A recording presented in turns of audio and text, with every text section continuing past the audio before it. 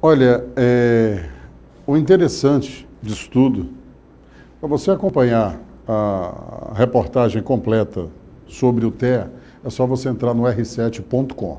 Lá você vai ver as matérias do Domingo Espetacular e dentre elas está sobre o TEA. É importante, qualquer dúvida que você tenha. Talvez hoje, devido ao nosso jornalismo não ter o tempo suficiente para a gente falar sobre o TEA, mas às vezes vai ficar sempre uma dúvida. Por isso, nós vamos conversar com o professor Anderson de Jesus, né, que vai falar melhor. Professor, por gentileza.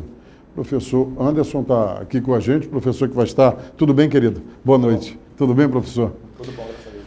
Professor, interessante a matéria, né? Interessante como é... Na verdade, hoje,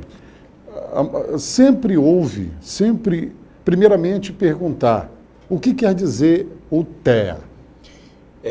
Primeiramente, eu queria agradecer pelo espaço que você está dando para a gente. Nós que agradecemos. E agradecer também a TV Record por disponibilizar esse espaço. Não é fácil conseguir espaço para você falar sobre TEA, né? Então, TEA, na verdade, é o transtorno do espectro autista. Há pouco tempo, houve a junção, né, desses vários autistas, vários tipos de autismo, que foi juntado tudo dentro de um espectro. Então, nós temos os Aspergers, que são aqueles autistas que têm mais conhecimento, que conseguem gravar uma enciclopédia na cabeça, que tem facilidade nas informações, na matemática, nas físicas, nas artes. E temos os autistas moderados, os leves e os graves, né? A partir desses estudos, foi criado o quê? Uma sigla que, na verdade, junta todos esses transtornos em um lugar só.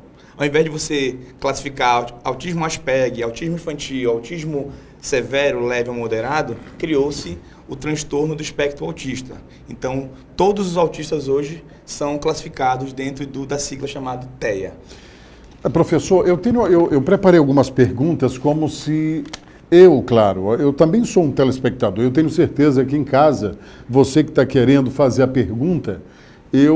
Era como se eu estivesse em casa assistindo agora o jornal e preparasse algumas perguntas. Uma delas, por exemplo, o que seria uma pessoa com autismo? Então, essa pessoa com autismo, ela tem, para você analisar, foi o que você falou agora há pouco, né? Então, às vezes, você que está me ouvindo agora, tem uma criança, ou tem um adolescente, ou um jovem, ou até um adulto, que apresenta algumas coisas que algumas pessoas chamam de estranha, né? Mas os principais aspectos que você pode analisar para identificar um autista, primeiro, a interação social. A criança, o adolescente ou esse adulto, ele não consegue interagir, ele não consegue criar laços de amizade.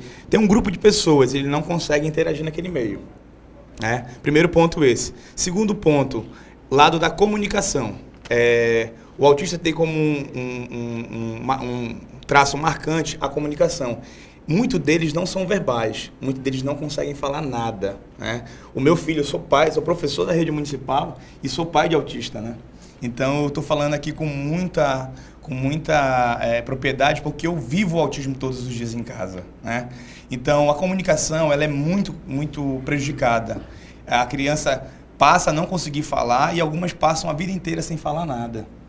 E o último, que seria a parte comportamental, que seriam comportamentos inadequados. Ou seja, o que passou agora na reportagem do filme, né, do He-Man, são o quê? São comportamentos inadequados. O balançar da cabeça, que é o flap, que é o clássico, né? É o balançar das mãos. O meu filho, a gente chama isso de estereotipias, né? O meu filho, ele bate no lado e também fica querendo cuspir. Então, cada autista tem a sua própria estereotipia, tem a sua própria dificuldade na verbalização e sua própria dificuldade na interação social. É isso que marca o autista. Então, esses seriam os sintomas, os traços do autismo. Exatamente, exatamente. E quais são os tipos de autismo, professor? Hoje, classificado, nós temos o autista leve, né? Nós temos o autismo moderado e nós temos o autismo grave, que é o último ápice do autismo, realmente onde o agravamento dessas três vertentes são muito fortes. Então, são crianças que não conseguem falar nada, são crianças que não conseguem dormir, são crianças que dão trabalho. Inclusive, passou uma reportagem onde desse na televisão de um autista que ficava amarrado, porque ele não conseguia parar de se bater, é involuntário. E também a questão do comportamento. Eles não conseguem ter um comportamento adequado como nós, típicos, né, que a gente chama de seres humanos típicos, conseguem ter. Esses seriam os graus do autismo? Exatamente, leve, moderado e grave. Como eu consigo descobrir se eu tenho em casa uma pessoa que até então, não sabemos a idade, mas até então parece ser uma criança normal, saudável, como qualquer uma outra. Sim. Mas aí eu percebo que a criança não está interagindo comigo. Eu percebo que ela não está olhando nos meus olhos quando eu converso. Perfeitamente. Pode ser o autismo? Então, assim, é bom esclarecer isso, é bom deixar claro, nós, enquanto professores da rede básica, nós, enquanto educadores, nós não somos habilitados para laudar uma criança com autismo. Porém, hoje, a maioria das crianças que são realmente detectadas no autismo é a escola que tem feito isso. Por quê? A partir do convívio que a gente tem com essa criança, a gente começa a perceber que essa criança está dentro dos traços do autismo, né? Mas os profissionais que de fato são habilitados para laudar uma criança, ou seja, para confirmar se existe um autismo, seria o neuropediatra e o psiquiatra. Então, assim, a minha dica é, tá com receio, tá com dúvida, leva teu filho num profissional.